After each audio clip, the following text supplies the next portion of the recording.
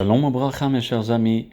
Dans la période de Ben Hametzarim, ça veut dire les 3 semaines de deuil du 17 Tammuz jusqu'au 9 Av, il existe 4 niveaux de sévérité par la halakha concernant le deuil pendant cette période. La plus faible, c'est la première, c'est depuis le 17 Tammuz jusqu'au Rosh Chodesh Av. La deuxième, on monte de cran, c'est de Rosh Chodesh Av jusqu'à la semaine de Tisha B'Av.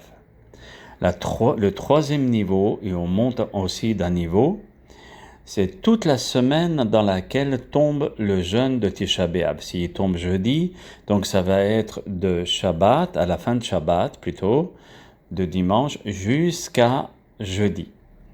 Et enfin, le dernier niveau, c'est le niveau le plus sévère, c'est le jour du 9 Av, qui est un jour de deuil et de jeûne, comme le rapporte Rabbi Obadia Yosef au nom du Shulchan Aruch dans Yehaveh Da'at. Et si nos sages, comme c'est mentionné dans la Gemara Ta'anit, ont instauré toutes ces restrictions, c'est afin de ne pas oublier la gravité de ce jour et aussi de cette période qui a marqué le peuple d'Israël dans la douleur.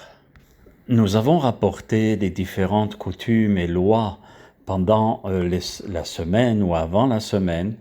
Là maintenant, concernant les 3 semaines de deuil, il est tout à fait permis de cirer les chaussures même pendant la semaine de Tisha B'Av, même si on est rentré dans un deuil, car les chaussures, c'est le kavod, c'est l'honneur de la personne. Ainsi le rapporte Rabbi Yosef dans Yabia Omer au volume 3 au siman 31.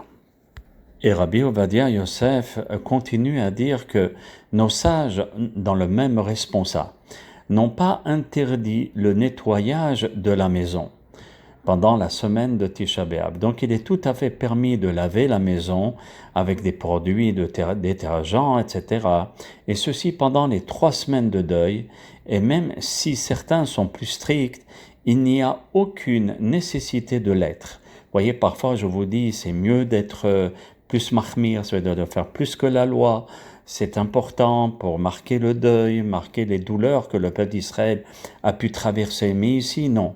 Nos sages nous disent on n'a aucune raison car l'hygiène et la propreté est une des conditions de vie dans la Torah. Et si un endroit est sale, malheureusement la Shekhinah, c'est-à-dire la présence divine, ne peut pas régner dans cet endroit. Comme le mentionnent les rabbanés de Bet Hora'a de Yerushalayim, Bet Hora'a, ça veut dire de l'enseignement toraïque de Yerushalayim au tribunal rabbinique qui s'appelle Ohel Yosef. Et c'est très important d'être propre dans la Torah. Ainsi le mentionne aussi Rabbi Yitzhak Yosef dans les halachot de semaine de deuil au siman 551, Saïf 17. Bracha ve'atzlacha, mes chers amis, et que ce deuil se transforme en joie pour tout le Am Israël avec la venue de Bet HaMikdash Shlishi et le Mashiach Tzidkenu Bekarov Mamash. Et il faut vraiment demander pendant cette période la venue du Mashiach et qu'Hachem puisse enfin arrêter cette diaspora, cette galoute qui est très difficile pour la Shekhinah et pour le peuple d'Israël.